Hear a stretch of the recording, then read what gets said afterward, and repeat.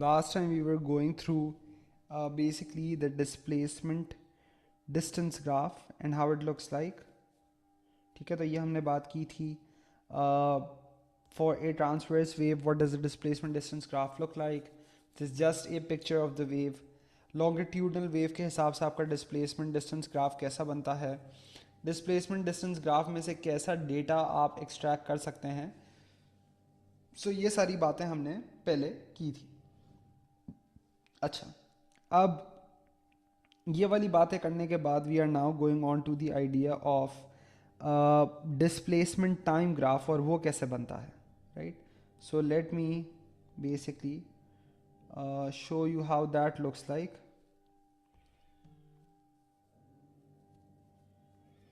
ठीक है, सो इस केस में ये ग्राफ कैसे नज़र आता है. लॉन्गिट्यूडनल का ग्राफ भी डिस्प्लेसमेंट डिस्टेंस की शक्ल वैसे ही होती है. उसमें सिर्फ बेसिकली साइन कन्वेंशन वो स्लाइटली डिफरेंट कि जैसे हम लोग एक क्या कहते हैं नॉर्मल ट्रांसफर्स में बात करते हैं. सो वी से कि upwards is positive, downwards is negative, right. So इसमें जब हम बात करते हैं लॉन्गिट्यूडनल में, so we can say this के right is positive, left is negative, तो इस हिसाब से वो वाला ग्राफ भी बन जाता है. ऑलराइट, तो वो हम लोगों ने लास्ट टाइम डिस्कस किया था. अच्छा, अब जब हम बात कर रहे हैं इसकी, right now we now want to look at the displacement time graph for a wave. So अब देखें कि जो लेफ्ट पे जो लेफ्ट से सेकंड ब्लू पार्टिकल है, राइट. तो एक ब्लू पार्टिकल तो बिल्कुल ही उस मैकेनिकल आर्म से कनेक्टेड है. उसके राइट पे जो ब्लू पार्टिकल है हम उसको देखना चाहते हैं कि भाई उसका डिस्प्लेसमेंट टाइम ग्राफ कैसे बनेगा. तो पहले तो दो चार बातें लिख लेते हैं कि डिस्प्लेसमेंट टाइम ग्राफ. पहली बात तो ये that this is our second type of graph. The first one is the displacement distance. So this is a displacement time graph. So displacement time का ग्राफ कैसे बनता है.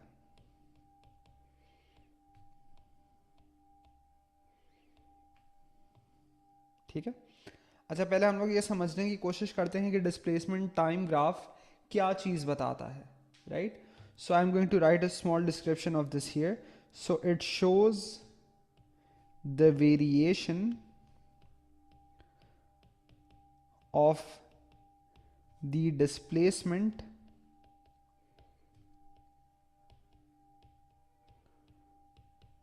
Of a single particle.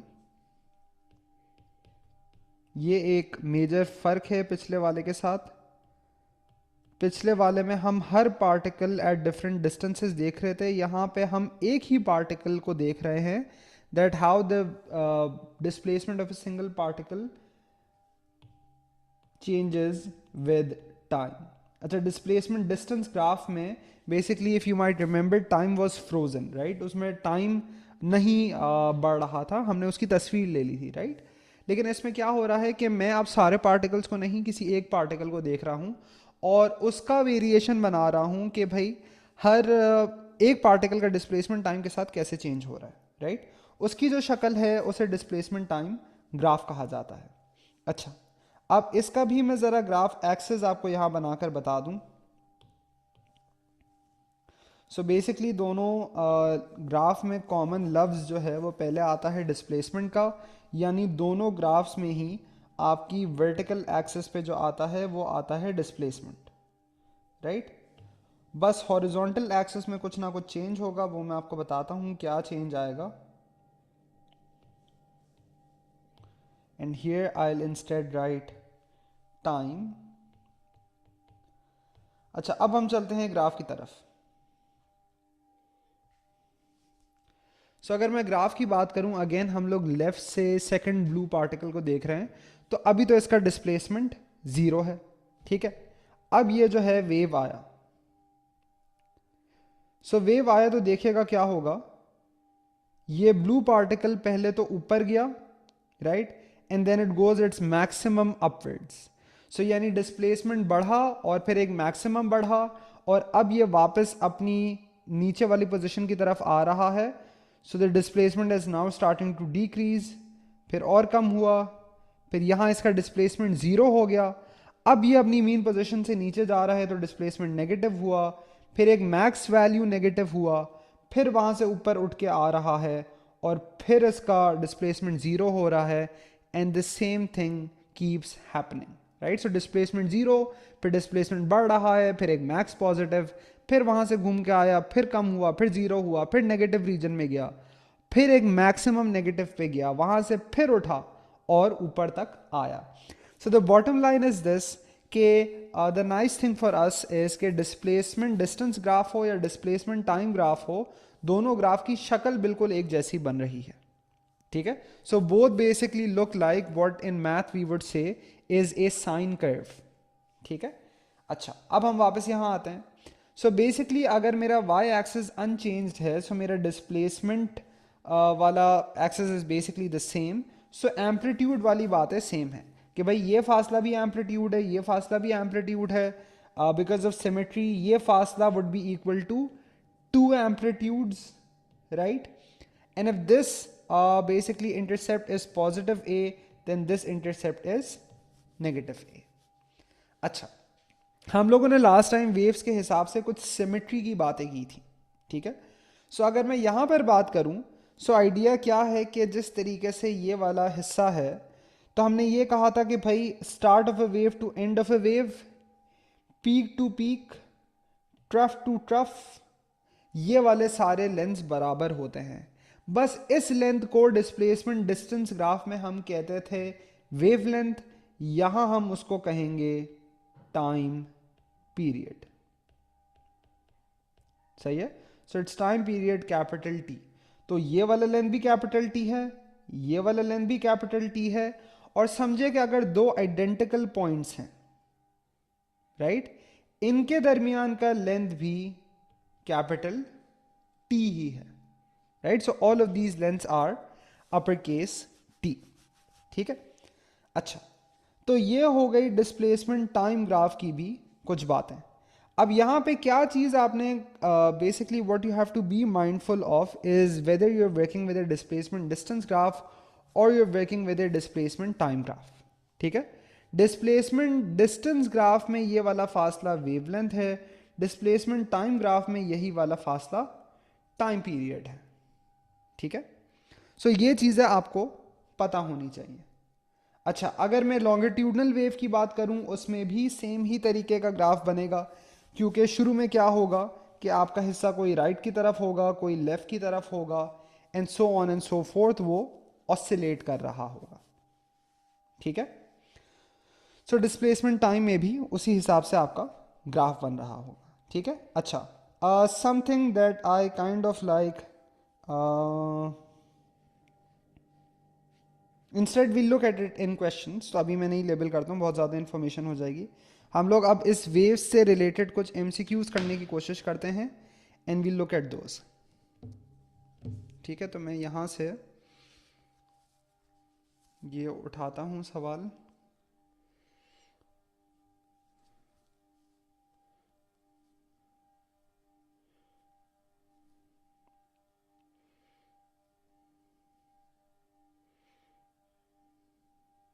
मैं काम करता हूँ, अभी के लिए यहीं मंगा लेता हूँ।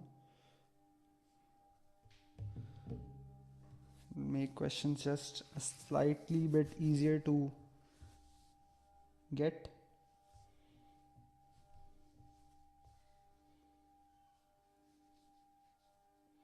अभी फाइनल नहीं हुई है, इस वजह से आप लोगों से शेयर नहीं की।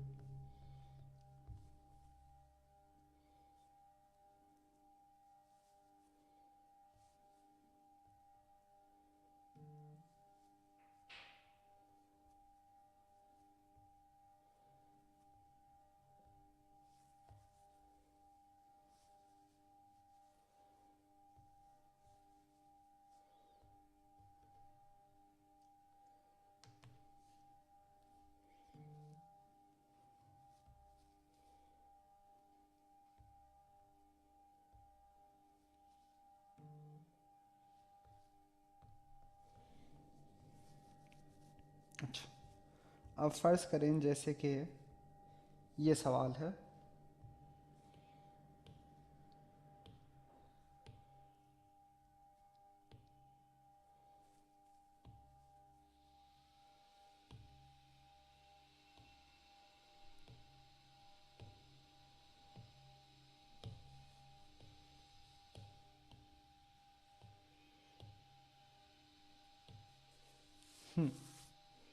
So let's try to do this one together.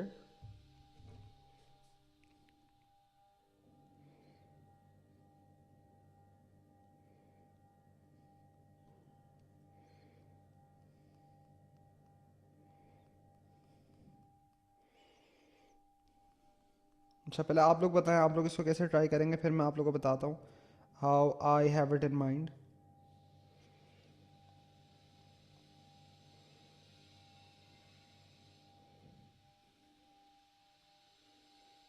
अच्छा, आप कह रहे हैं डी, ठीक है। चले, तो देखें हम लोगों ने ऐसे सवाल की कुछ पहले बात की थी कि ऐसे सवाल को कैसे किया जाएगा, right. So basically I know that this wave is moving left to right, at which point is the water moving upwards with max speed। तो देखिए मुझे पता है कि अगर ये इस तरीके से जा रहा है लेफ्ट टू राइट, तो कुछ वक्त बाद ये ऐसी एक पोजीशन में होगा, राइट। सो अगर मैं वेव को कंटिन्यू करूं, definitely can not be A, definitely can not be B, ठीक है। अब या तो इसका जवाब सी होगा या तो डी होगा। अच्छा, जिस वक्त आपको ये दिखाया गया है, पहली बात तो आप ये समझें कि at the instant that this is shown, the peaks and troughs would really be instantaneously at rest. अगर ये इस वक्त पहुंचा है यहां पर, तो आपको पता है instantaneously, if you think about it simulation के हिसाब से जैसे सोचा है, यहां और यहां तो ये रेस्ट पे होगा। सही है कि ये अपने मैक्सिमम पे है, इससे ऊपर जा ही नहीं सकता।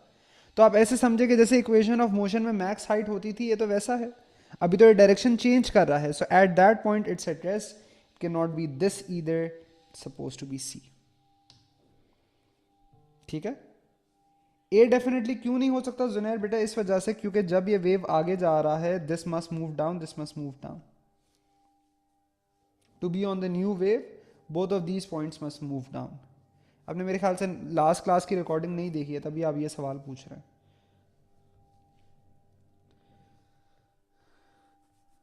चले, और कोई सवाल देखने की कोशिश करते हैं।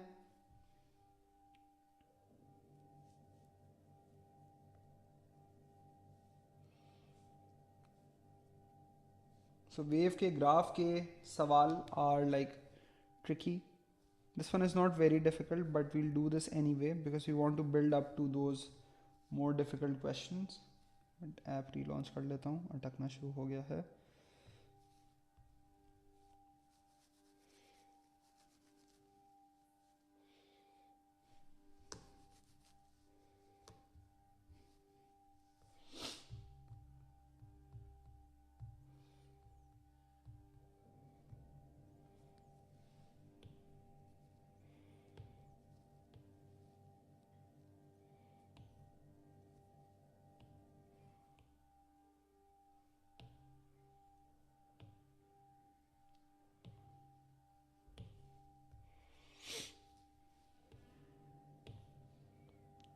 अच्छा, ये सवाल देखें। तो अभी हमने बात की है कौन से ग्राफ से क्या मालूम कर सकते हैं। So look at this one. वैसे ही ओ लेवल का सवाल है, it's not very tricky.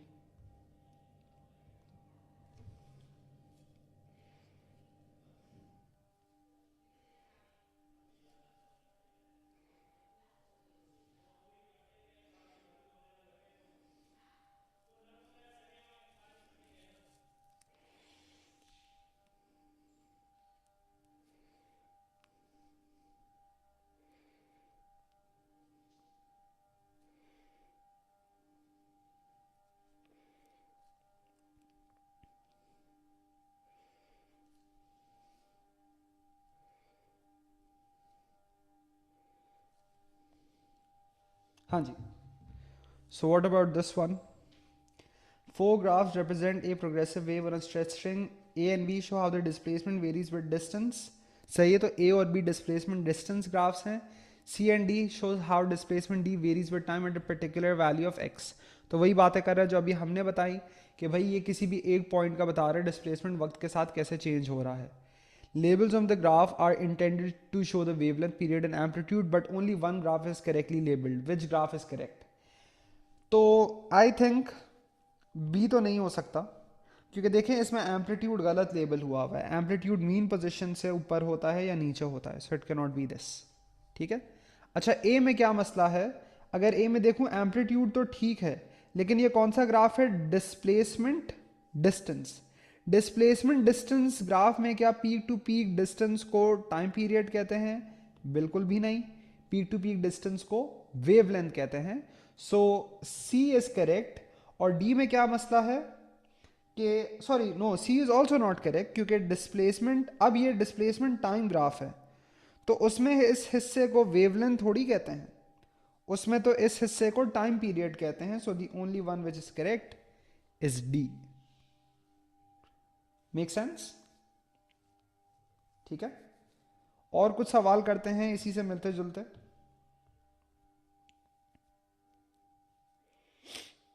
So let's do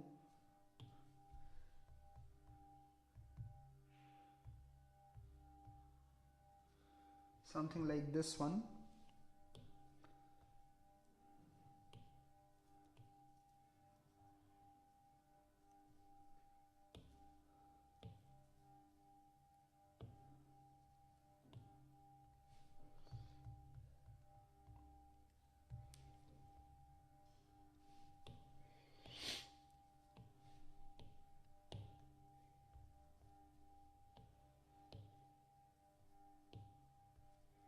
okay, अब ये देखिएगा आप लोग.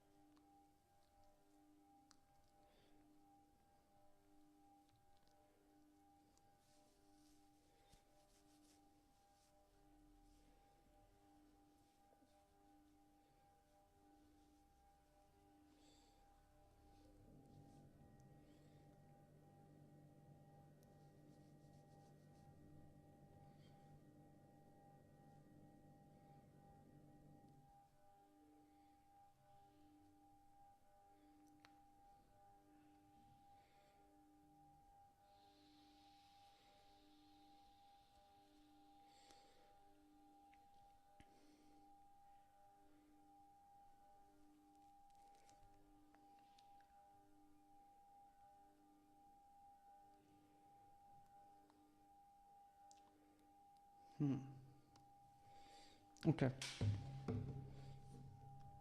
जी, तो आप लोगों का क्या ख्याल है, क्या जवाब है इसका?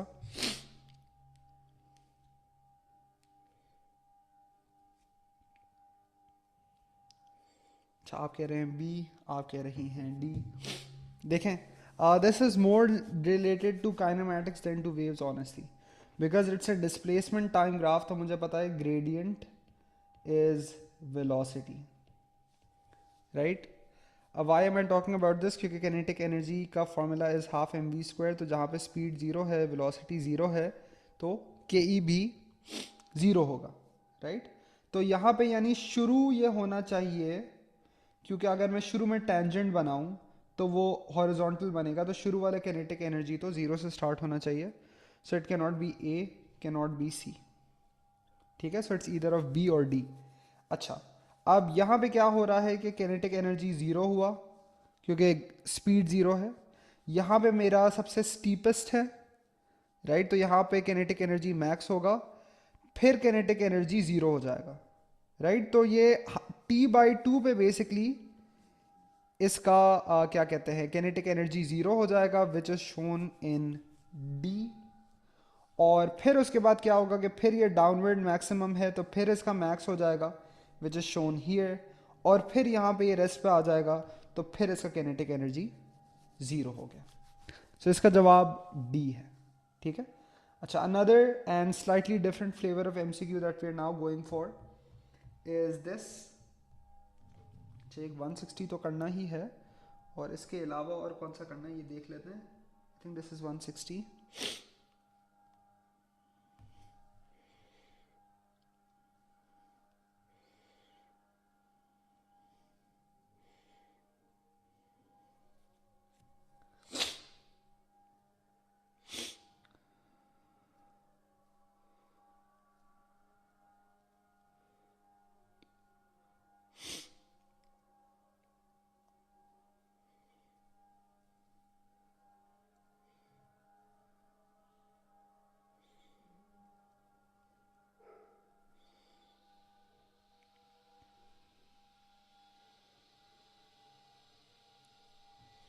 चलिए पहले ये कर लेते हैं।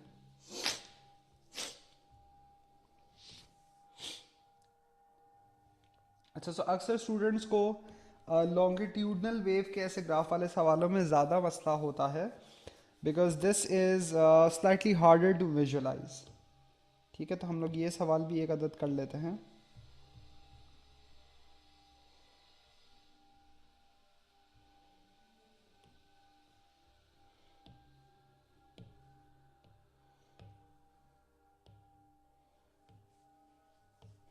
अच्छा, ये काफ़ी टेक्निकल सवाल है, आप लोग पहले देखें फिर मैं बताता हूँ।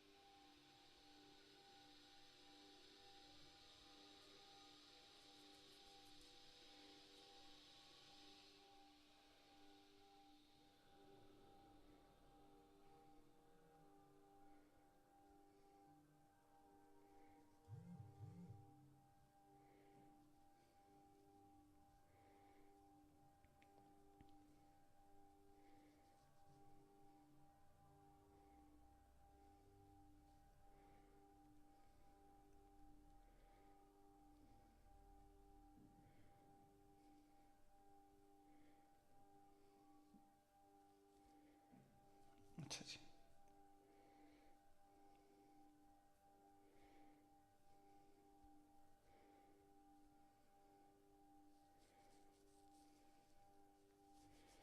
अच्छा, another one we have to do is 209 और then 84। अच्छा जी, तो इसका जवाब आप लोग क्या दे रहे हैं? Let's see, B. अच्छा, बी जवाब क्यों है? एनीबडी एल्स अगर वो सोच रहे हों कि भाई क्या है, किस तरीके से करना है।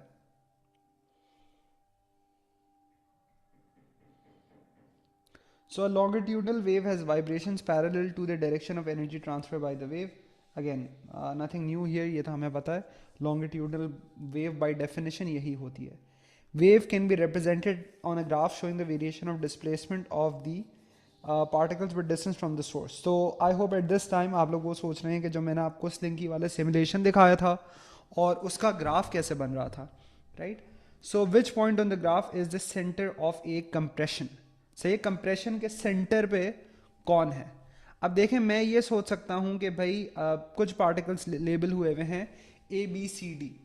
अगर ए का displacement is basically maximum, right? So जो भी सोर्स ऑफ साउंड है, तो सोर्स ऑफ साउंड के हिसाब से अगर मैं सोचूं, सेकंड रुकिएगा,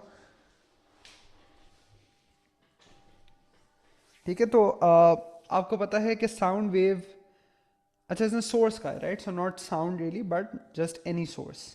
सो अगर इसका displacement away from the source है, और फर्ज करें कि ये आपका सोर्स है,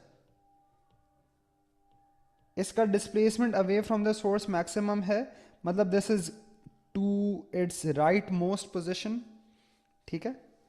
मैं इसको बल्कि नीचे लेबल कर देता हूं, this is to its right most position, ये मैं बात कर रहा हूँ ए की। बी जो है that's not any distance away from the source, right, so इसका displacement away from the source zero है, मतलब जो भी उसकी पहले पोजिशन थी before the creation of this wave वो उसी पे है। सी की बात करूं उसका डिस्प्लेसमेंट टूवर्ड्स द सोर्स है, यानी अगर वो ये पॉइंट है सो इट्स हियर, और डी का फिर से कोई डिस्प्लेसमेंट है ही नहीं, राइट। तो अब मुझे ये फिगर आउट करना है सेंटर ऑफ कंप्रेशन कौन है। तो कंप्रेशन किसको कहते हैं, जहां पे आपके पार्टिकल्स क्लोजेस्ट टुगेदर हों। आपको क्या नजर आ रहा है, सारे पार्टिकल्स किस तरफ हेड कर रहे हैं, टूवर्ड्स बी, सो इसका सही जवाब बी है। ठीक है, अब ये थोड़ा टेक्निकल एमसीक्यू है, इसको देखना पड़ेगा, सही है।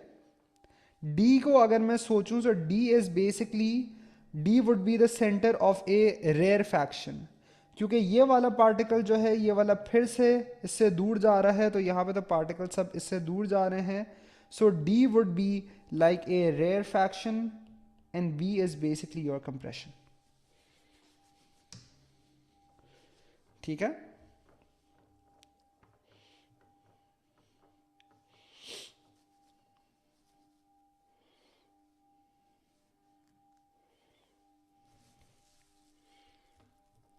अच्छा जी।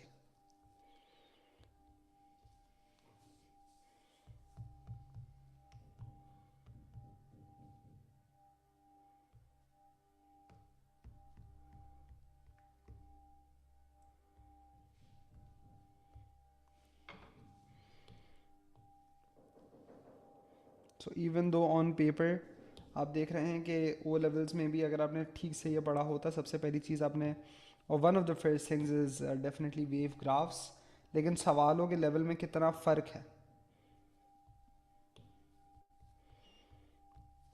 Let's try out this one.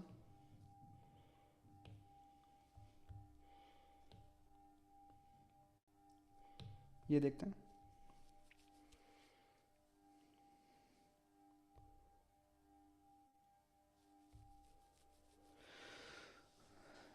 a wave pulse moves along a stretched rope in the direction shown, which diagram correctly shows the variation with time of the displacement s of the particle in the rope।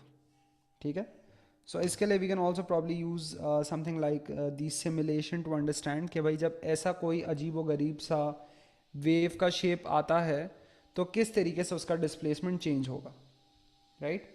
So with this I will just go back to the simulation for a bit.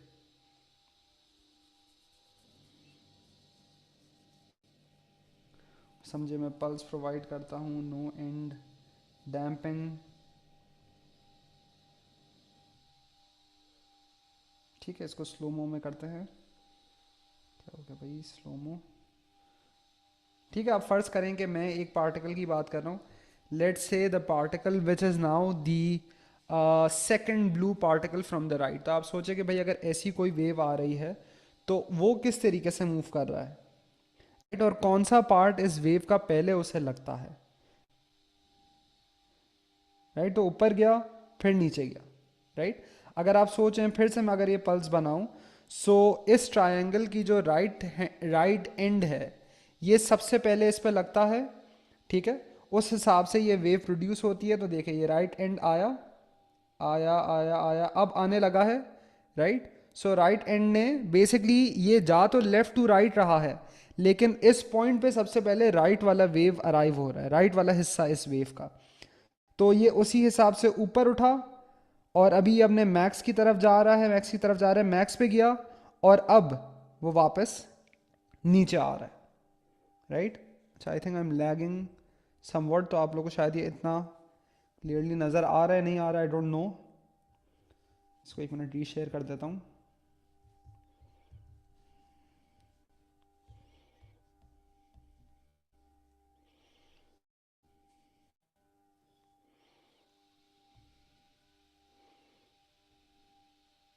ठीक है,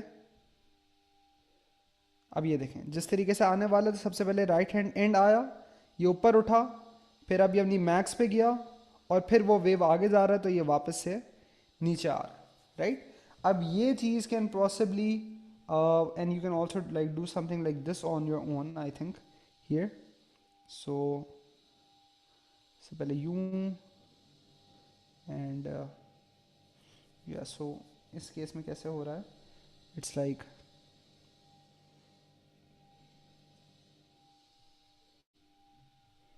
तो कोई ऐसी wave जो है, I hope you guys basically see this, ऐसी ही wave कुछ इस सवाल में है, राइट?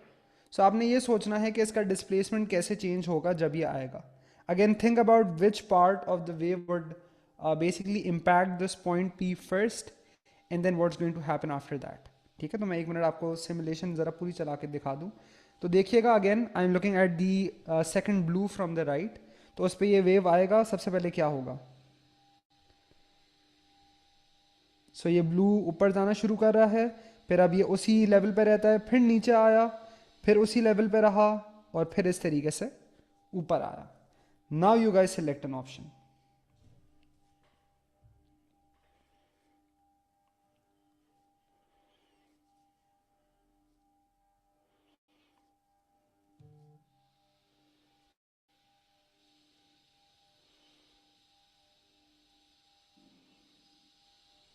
सो इसका डिस्प्लेसमेंट टाइम के साथ कैसे चेंज करेगा?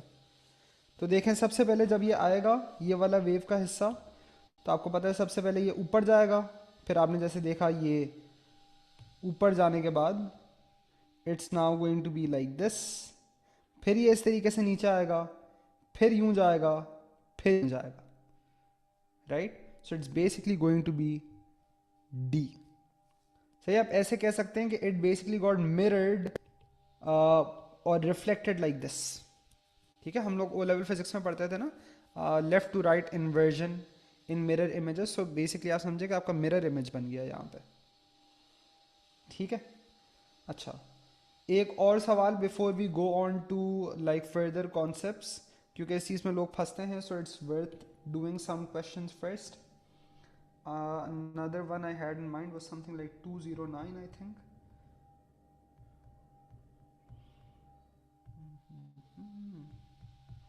इसमें भी अच्छे खासे MCQs होंगे वेव्स वाले इसमें चैप्टर्स में.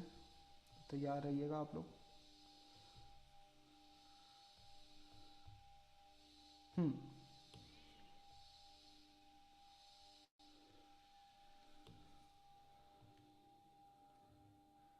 ठीक है, अब हमने यानी जो इसके मुश्किल से मुश्किल सवाल हैं वो बेसिकली देख लिए हैं.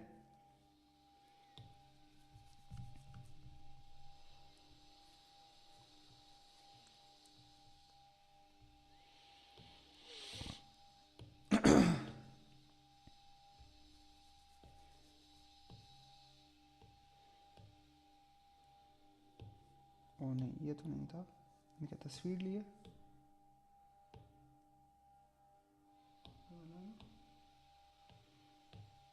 यस,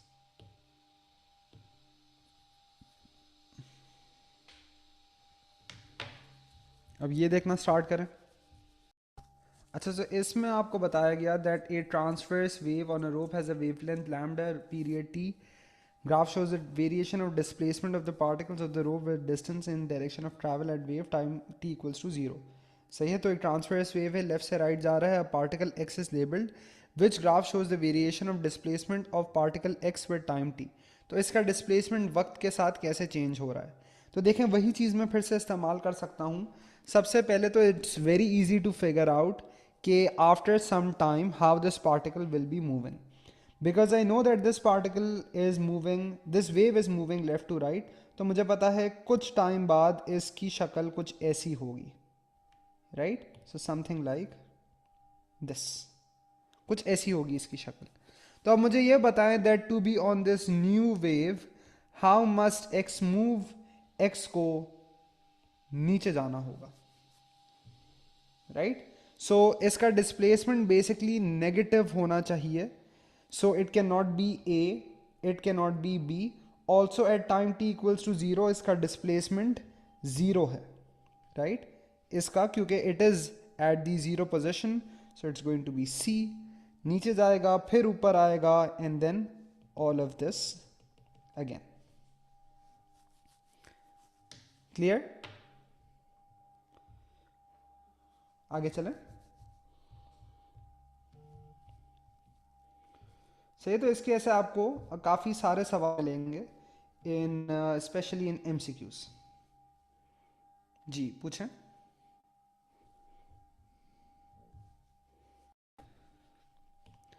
अच्छा, so having understood this, we will now go on to the idea of wave terminology। तो वेव की जो टर्म्स हैं उसको किस तरीके से यूज़ करते हैं, आइडेंटिफाई करते हैं। सो वेव टर्मिनोलॉजी की थोड़ी सी बात कर लेते हैं। सो कुछ common terms again directly from O levels वो क्या हैं उसकी ज़रा बात कर लेते हैं। The first one is called the equilibrium or the mean position।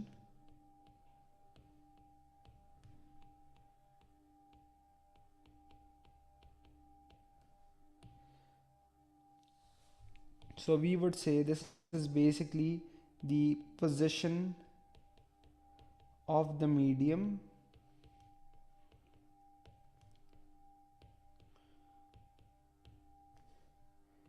before the arrival of the wave।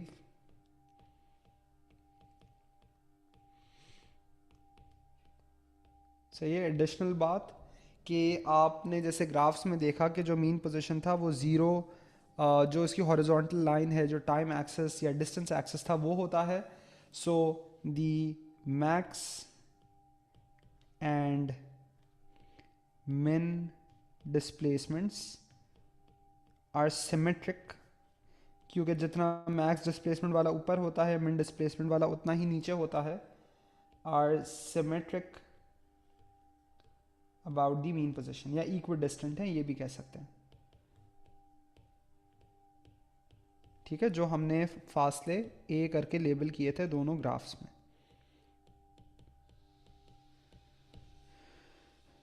ठीक है, दूसरी बात is basically of displacement.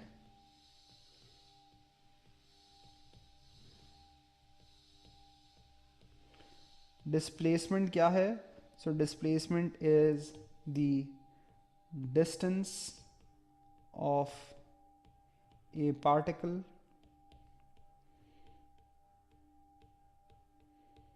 On the wave. Particle भी कह सकते हैं, एग्जामिनर कभी पॉइंट भी कहेगा। Particle on the wave from the mean position.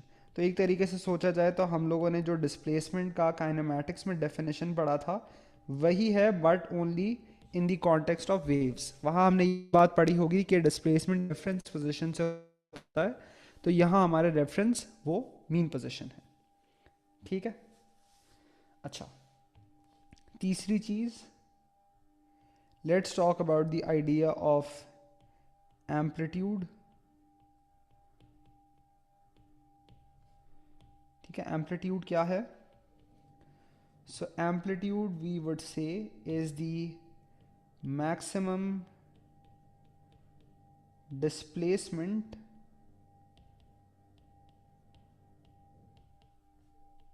अच्छा मुझे ये बताएं कि एम्पलीट्यूड क्या किसी पॉइंट का होना चाहिए या पूरे वेव का होना चाहिए? So it's a maximum displacement, so should it be of a particular point और ऑफ द इंटायर वेव?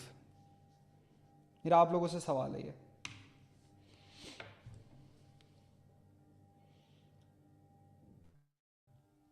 नहीं, पॉइंट का नहीं होना चाहिए, और मैं आपको इसकी वजह बताता हूँ।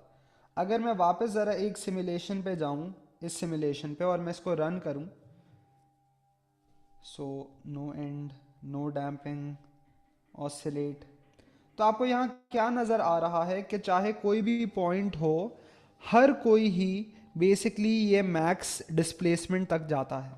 एवरी पॉइंट गोज है, राइट। ये प्रोग्रेसिव वेव्स की एक खास बात होती है।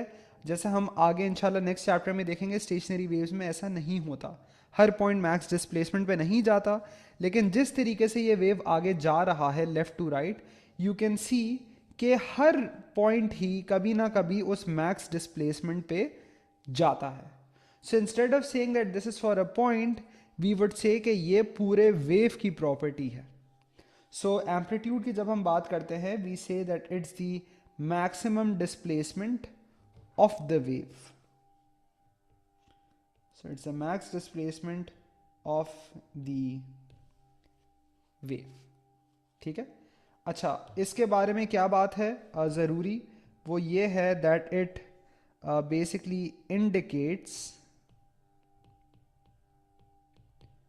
दी, कह सकते हैं पावर भी कह सकते हैं, एनर्जी भी कह सकते हैं, इंटेंसिटी भी कह सकते हैं ऑफ अ वेव. से इंटेंसिटी ऑफ अ वेव क्या है, उसका एम्पलीट्यूड से क्या रिलेशनशिप है, वो हम आगे पढ़ेंगे. और इंटेंसिटी और एम्पलीट्यूड का जो रिलेशनशिप है उसके बहुत बेतहाशा सवाल आते हैं और एग्जामिनर को पता है बच्चे इसकी मैथ में फंसते हैं, वो बार बार घुमा घुमा के इसका सवाल पूछता है. सही है. सो ये बात हो गई एक्विलिब्रियम की, मीन पोजीशन की, डिस्प्लेसमेंट की, एम्पलीट्यूड की. Let's now also talk about the, पहले हम बात कर लेते हैं वेवलेंथ की.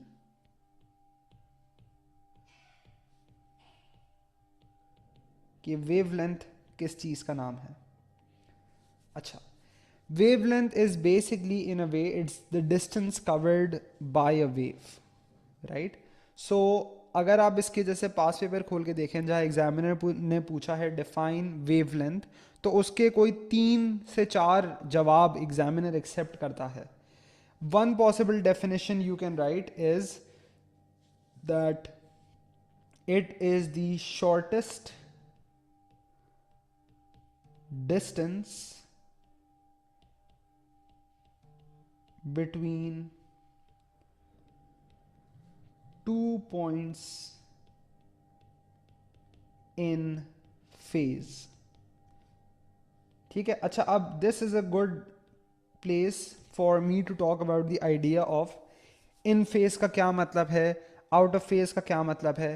Again I am thinking a lot of you were probably thinking about the O level definition. I would kind of revise here, which is के shortest distance between two peaks or two crests or two troughs.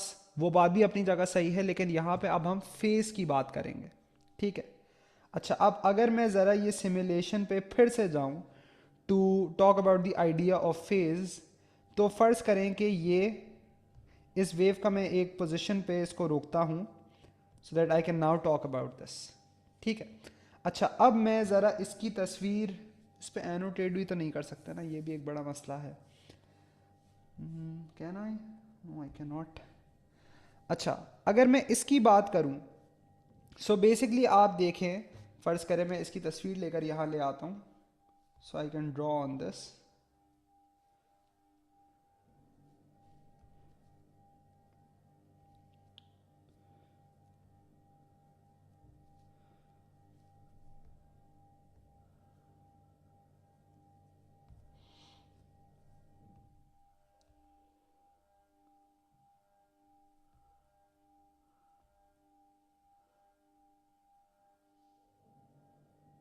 चलें.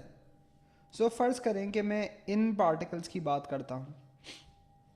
फ़र्ज़ करें कि भाई मेरा एक particle हो गया, let's start talking about peaks, right. So this is one peak of mine, this is another peak of mine. ठीक है. अच्छा, ये कलर शायद इतना अच्छे से नज़र नहीं आ रहा. So this is one peak, this is another peak. ठीक है. अच्छा, हम ये कहते हैं कि these peaks are in phase with each other. अच्छा, फेज का आइडिया अगेन मैं आगे फॉर्मली भी डिफाइन करूंगा. फेज का मतलब ये होता है कि भाई अगर दो पार्टिकल्स का क्या कहते हैं डिस्टेंस, दो पार्टिकल्स का डिस्प्लेसमेंट सेम हो जो इनका है, because both of these are peaks. अगर इन दोनों का वेलोसिटी सेम हो, जो कि अभी अगर उसूलन सोचा जाए इन दोनों का जीरो होगा because they are at the max height, so it's instantaneously at rest, then these are said to be in phase. अब जैसे कि अगर इसके आगे और पीक्स आते, ये सारे पीक्स आपस में इन फेज होते क्योंकि सबका डिस्प्लेसमेंट सेम है, सबका वेलोसिटी सेम है. And by velocity we mean not just speed but also the direction of movement. अच्छा, अब अगर मैं बात करूं let's say a peak versus a trough like this, ये पीक और ये trough would be exactly out of phase. Out of phase का मतलब कि इसका जितना डिस्प्लेसमेंट है उसका इतना ही नेगेटिव डिस्प्लेसमेंट है। मुझे पता है कि थोड़ी देर बाद वेव इस पोजीशन में आ चुका होगा, तो जिस तरीके से ये पीक नीचे आएगा आप देख रहे हैं कि ये ट्रफ ऊपर जाएगा। सही है। सो बेसिकली फेज का आइडिया ये है that it allows us to compare where particles are in a certain part of their journey. ठीक है। सो जिस तरीके से ये पार्टिकल्स आपस में इन फेज हैं, हम कह सकते हैं कि वेवलेंथ इनके दरमियान शॉर्टेस्ट डिस्टेंस है। शॉर्टेस्ट डिस्टेंस कहने का मतलब इस वजह से क्योंकि ये इसके साथ भी तो इन फेज होगा, राइट, पहला और तीसरा। लेकिन आपको पता है फ्रॉम ओ लेवल फिजिक्स के ये एक नहीं दो वेवलेंथ हो जाएंगी फिर। ठीक है। अच्छा, इसी तरीके से मैं ये कह सकता हूं सारे ट्रफ्स भी आपस में इन फेज है, क्योंकि अगेन अगर वेव का एक फ्यूचर पोजीशन बनाऊं तो मुझे पता है, ये देखें दोनों ट्रफ्स ही ऊपर मूव करें, दोनों का डिस्प्लेसमेंट भी सेम है। It would also apply to any other point which is technically not a peak और अ ट्रफ। फर्ज करें मैं उठा लेता हूं ये point, let's pick out another ink. फर्ज करें ये point in pink and probably this point, ये भी आपस में इन फेज होंगे। कैसे? क्योंकि भाई दोनों का डिस्प्लेसमेंट बराबर है। अगेन वेव की एक फर्दर पोजीशन बनाऊं, ठीक है। अब आपको नजर आ रहा है both of these particles have to move up to be on the new wave, तो दोनों का वेलोसिटी भी बराबर है। तो इनके दरमियान का जो फासला होगा बिकॉज ऑफ दैट सिमेट्री, ये भी वेवलेंथ होगा। ठीक है। सो जो इनके दरमियान का फासला है like this would also be the wavelength. यही मकसद था जब मैंने आपको ऊपर जब ग्राफ्स बताए थे तो मैंने आपको 4 तरीकों से वेवलेंथ बताया था, राइट।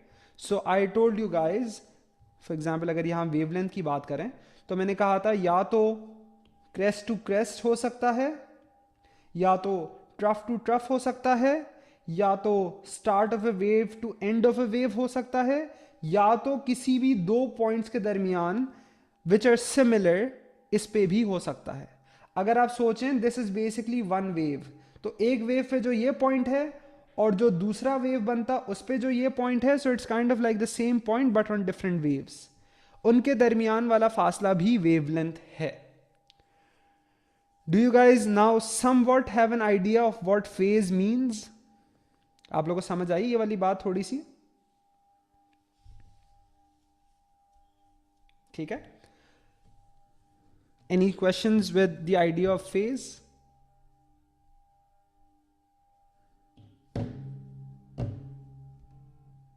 ठीक है। अच्छा, अब जैसे कि हम ये कह सकते हैं shortest distance between two points in phase, या क्या क्या और ओ लेवल्स में एग्जामिनर एक्सेप्ट करता था, it can also be said as the distance between consecutive crests और ट्रफ्स, ये भी हो सकता था।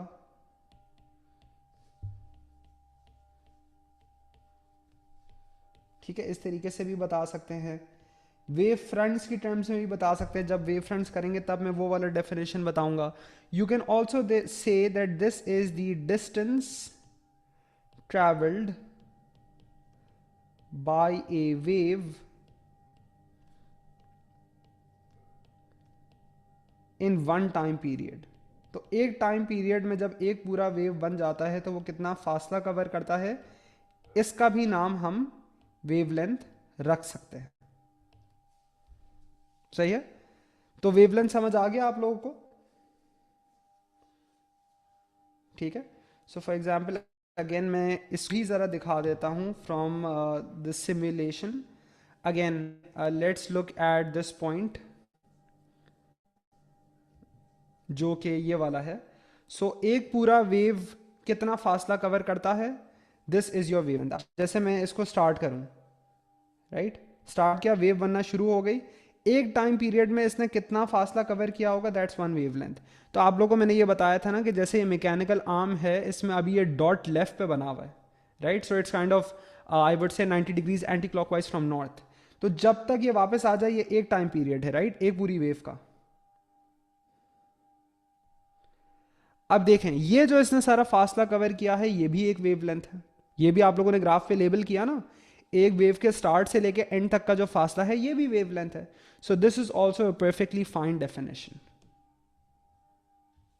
ठीक है, अच्छा, now having talked about wavelength, now let's talk about another important term, which is basically the idea of time period.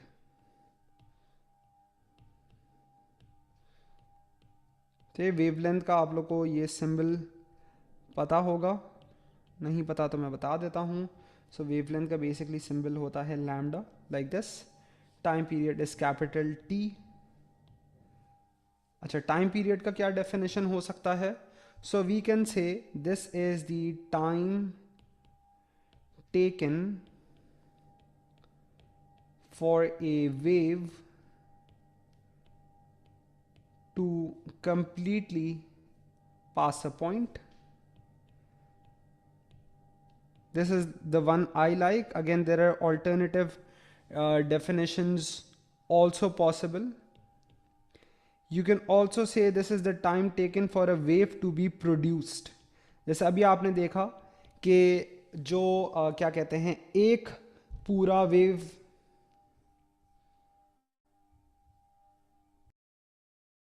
So frequency किस चीज़ का नाम है?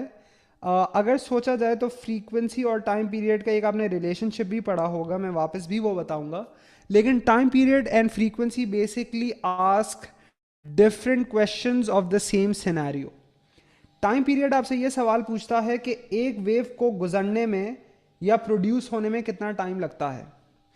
फ्रीक्वेंसी आपसे ये सवाल पूछता है कि एक सेकंड में कितने वेव्स गुजरते हैं या प्रोड्यूस होते हैं। So we say that it is the number of waves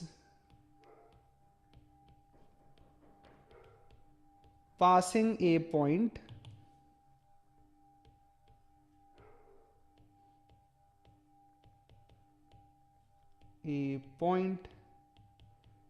in 1 second.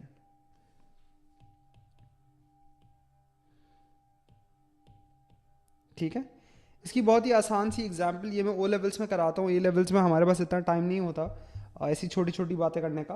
लेकिन basically let's say if I से 4 वेव्स है जो बन रही हैं इन 10 सेकेंड्स, राइट। अगर मैं आपसे कहूँगा कि भाई फ्रीक्वेंसी निकालें, तो आप कहेंगे कि 4 वेव्स इन 10 सेकेंड, तो एक सेकेंड में कितनी वेव बन रही हैं? So you would do 4/10 which would be 0.4 hertz, right. अगर मैं आपसे कहूँगा टाइम पीरियड निकालें, तो आप कहेंगे कि 10 सेकेंड 4 वेव्स, और 10/4 the time period would be 2.5 seconds. Now focus on the working that you done. Basically यहाँ से आपको नज़र आ रहा है कि जो भी मैं टाइम पीरियड हो, जो भी फ्रीक्वेंसी हो, ये एक दूसरे के मल्टीप्लिकेटिव इन्वर्सेस हैं। यानी एक को रेसिप्रोकल कर दूँ, दूसरा मिल जाएगा, right. This is where this equation comes from, के फ्रीक्वेंसी इक्वल्स 1/टाइम एंड वाइस वर्सा। ठीक है, सो टाइम का रेसिप्रोकल कर दूं, फ्रीक्वेंसी मिल जाएगा, फ्रीक्वेंसी का रेसिप्रोकल कर दूं, टाइम मिल जाएगा। ठीक है, अच्छा, time period, frequency, this let's talk about phase. इसका एक ऑफिशियल सॉर्ट ऑफ डेफिनेशन लिख देते हैं। फेज डिफरेंस को हम लोग आगे भी रिविजिट करेंगे जब हम लोग वेव टर्मिनोलॉजी थोड़ी सी समझ चुके होंगे।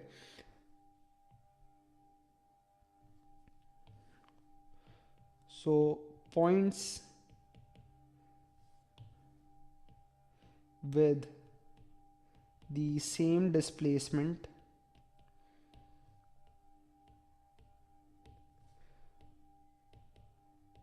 and velocity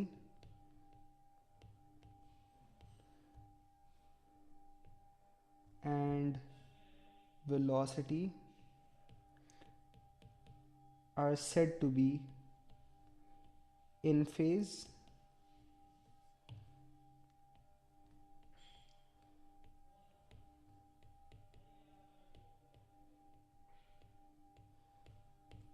ठीक है। तो वैसे ऐसे सच कोई एक्सट्रीम्स नहीं होते कि पॉइंट्स या तो इन फेज हो सकते हैं या आउट ऑफ फेज हो सकते हैं, इनके दरमियान कोई और फेज डिफरेंस भी होता है। और अगर आपने पास पेपर देखे हैं, so you will come across calculations and questions related to a lot of these. So you can also say कि पॉइंट्स with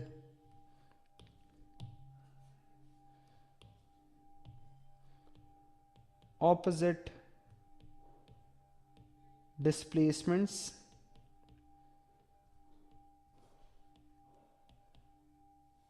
या इसको ऐसे कहते हैं with equal and opposite displacements and velocity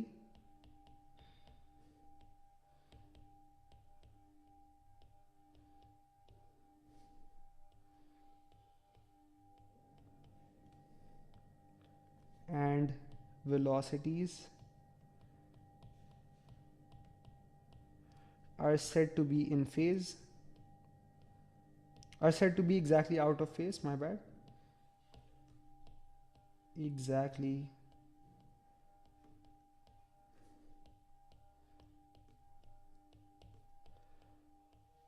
इसकी example, so all crests are in phase with each other, इसी तरीके से all troughs are also in phase with each other, जैसे कि अभी हमने देखा with each other,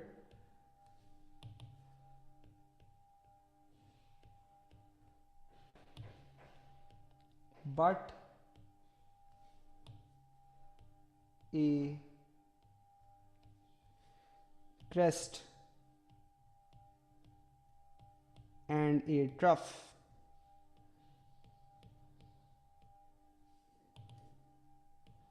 are out of phase, या इसका एक दूसरा टर्म ये भी कह सकते हैं are in anti phase with each other।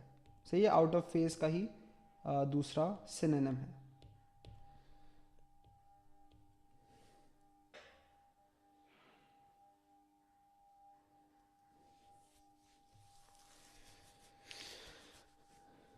ठीक है। अभी तक जो बेसिकली हमने नया टर्म पढ़ा है जो ओ लेवल में नहीं था, वो फेज़ ही था, बाकी सब जो है वो आपने कुछ हद तक ओ लेवल से पढ़ के आए हैं।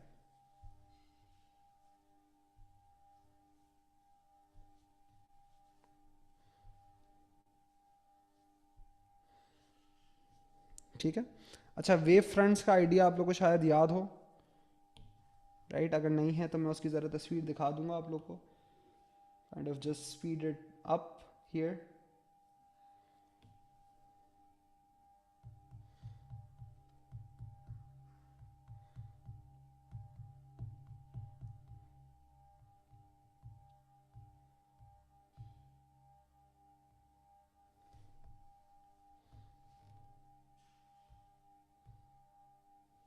So here as well it's like the 8th point। मैं इसकी स्क्रीनशॉट ही ले लेता हूँ पूरे की।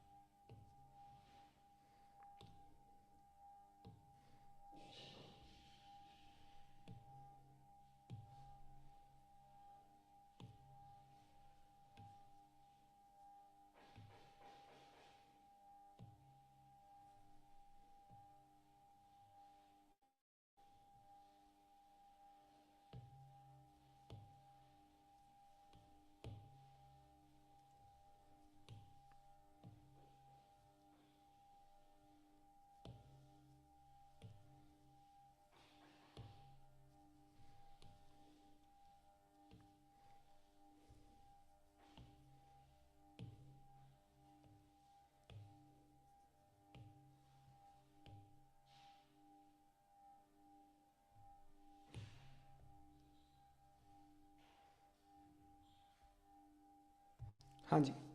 सो वेव फ्रंट्स का आइडिया क्या है? We say that it is an imaginary line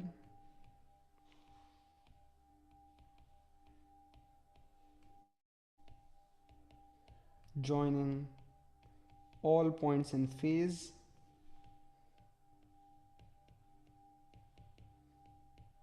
सही है। वो पॉइंट्स जो हैं वो सारे पीक्स भी हो सकते हैं, वो सारे ट्रफ्स भी हो सकते हैं।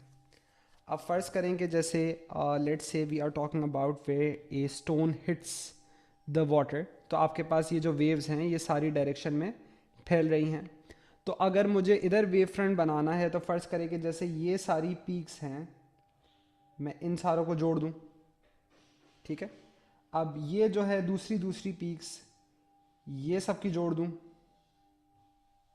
राइट। तीसरी पीक्स सब की जोड़ दूं, तो इस हिसाब से मेरे वेव फ्रंट्स बन जाते हैं। एंड लेट्स से कि अगर हम रिपल टैंक के हिसाब से बात कर रहे हैं जो ओ लेवल्स में पढ़ते थे, तो जैसे कि यहाँ पे सारी वेव्स ये निकल रही हैं, अगर मैंने इन सारी वेव्स की पीक्स को जोड़ दिया आपस में, जो कि इसी तरीके से सारे एक ही पॉइंट से पास हो रहे हैं, ऐसे चलिए ऐसे नहीं बन सकेगा तो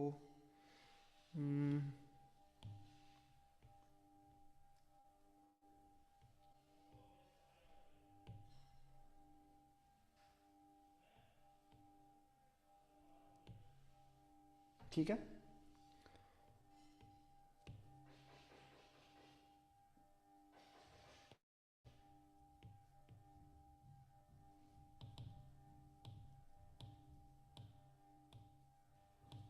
ठीक है, तो इसी तरीके से आपकी जो ये लाइंस होंगी,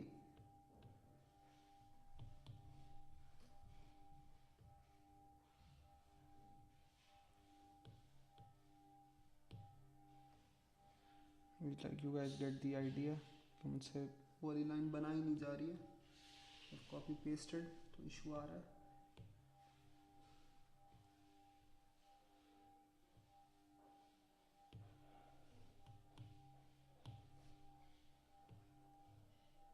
ठीक है, तो ऐसे मैं अगर सारे क्रेस्ट्स को भी आपस में ज्वाइन कर दूं तो मेरे पास वेव फ्रंट्स बन जाते हैं। अच्छा, क्योंकि मैंने क्रेस्ट्स को जोड़कर ही वेव फ्रंट्स बनाए हैं, सो द आइडिया गोज कि भाई ये वाला फासला भी वेवलेंथ होगा, ये भी वेवलेंथ होगा, ये भी वेवलेंथ होगा, ये भी वेवलेंथ होगा, ये भी वेवलेंथ होगा, right. irrespective of how it may not look like the wavelength right now, or it may not look constant right now, but the idea is this. So another possible definition for wavelength is that the distance between consecutive wave fronts